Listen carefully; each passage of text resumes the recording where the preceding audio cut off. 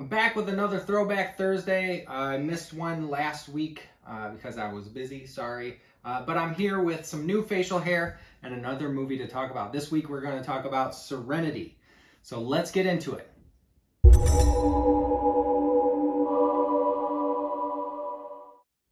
What's up, physical media fans? I have a mustache now and I have a movie to talk to you about. The mustache isn't going to stay. It's just for a day or two. I shaved or at least buzzed all of my beard off except for my mustache as mostly a joke to annoy my wife. But I'll be back to scruffy, beardy in a week or two.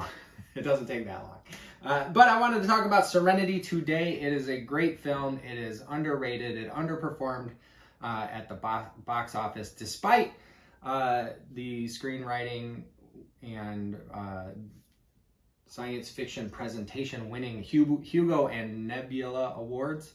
And it is a film wrap up, or a closure to the show Firefly. So if you didn't know, this is Joss Whedon, the creator of Buffy the Vampire Slayer and other things. Dollhouse is pretty amazing. We've learned since Joss Whedon has come into prominence that he might not be the best person in the world. That's unfortunate, but some of the stuff that he has made has been enduring. It's, Buffy is still amazing. I rewatch a lot of Buffy all the time. Dollhouse was amazing. I liked it a lot. I know that he got into Marvel films. I don't remember which ones. I saw a lot of those. I haven't seen all of those. They're not necessarily my bag, but I'll watch it on a plane or whatever, and I'll be entertained. So that's fine. So this film, Firefly was canceled before the full story arc and everything was revealed. There were some threads left loose, and so Joss Whedon wanted to make a film to wrap everything up once he couldn't get any other networks to pick up Firefly once it was canceled. So he shopped it around. It ended up getting picked up, his concept for this movie. Apparently he said he would have even settled for a made-for-TV low-budget movie, but he ended up getting a decent budget, and he made this for theaters. I saw it in the theater myself. It's definitely worth checking out in the theater because of its sci-fi grandeur and great sound design and so on. So you have a crew of the Firefly class spaceship that they fly in called the Serenity, and that's why the film is called Serenity. But you have Nathan Fillion is playing the captain, Malcolm Reynolds, or Mal, and he runs a tight ship, and they are in the rebellion against the Alliance. Another tale of rebels against the establishment.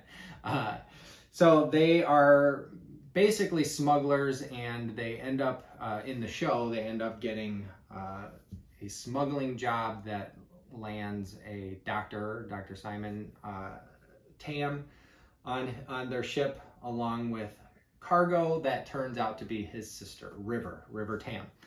She was experimented on by the Alliance, and she somehow has psychic abilities. She's, super smart, super talented, and now she's also psychic and is kind of a badass at fighting as well. I don't know if they taught her that or she just knows how to do it.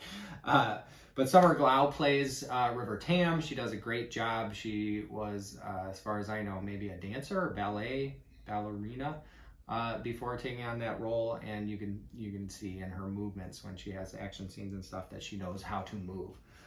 So the ragtag crew is now, she's part of the family, and they're going to keep her safe from the Alliance, who has marked them as high priority, and they want to get their asset back in River Tam.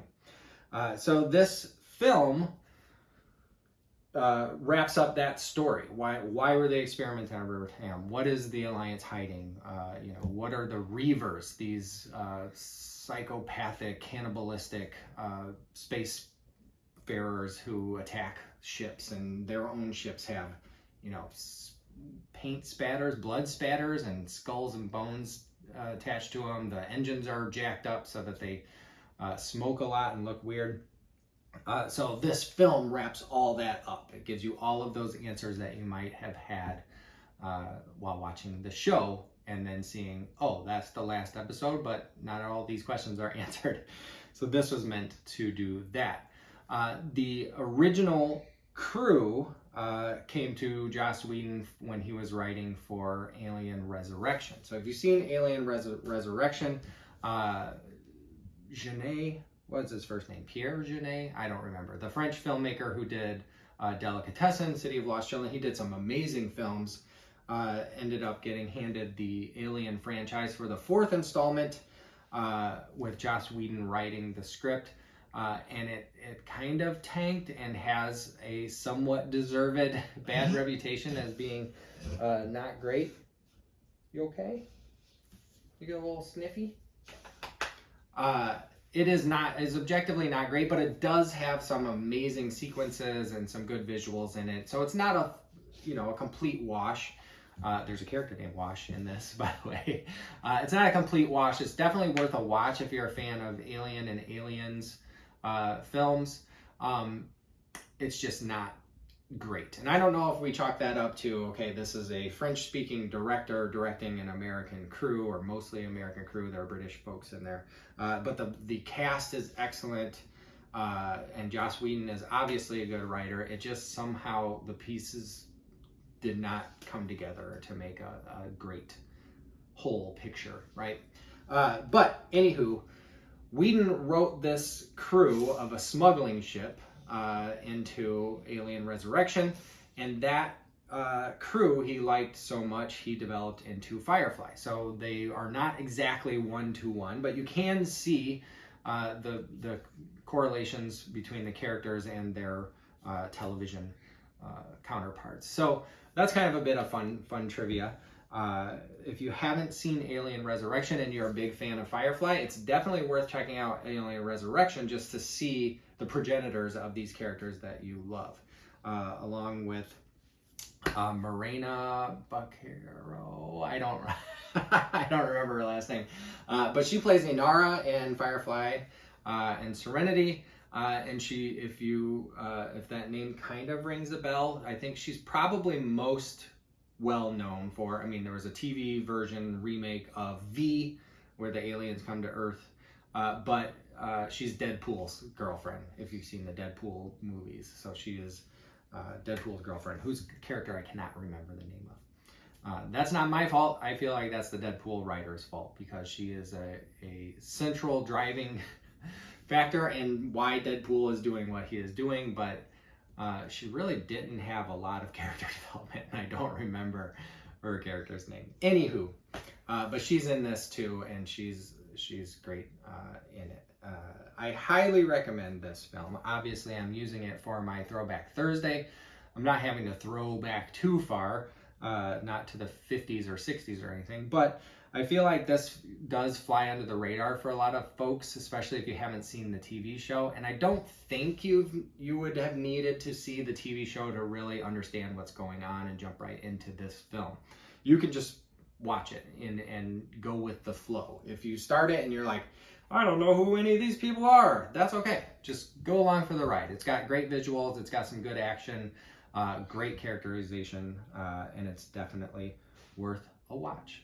So that's all I have for you for today for Throwback Thursday. I'm going to throw a link to my eBay store in the description, as I always do, because this one in particular, this collector's edition, is for sale in my eBay store while supplies last. I only have the one, so if you get there after somebody's already scooped it up, I'm sorry. But keep an eye on my eBay store. I'll put the link in the description. I have a couple hundred things in there. There might be something that you would like in there. If you want to like and subscribe, I would appreciate it. Otherwise, you'll see me the next time I post. Thanks.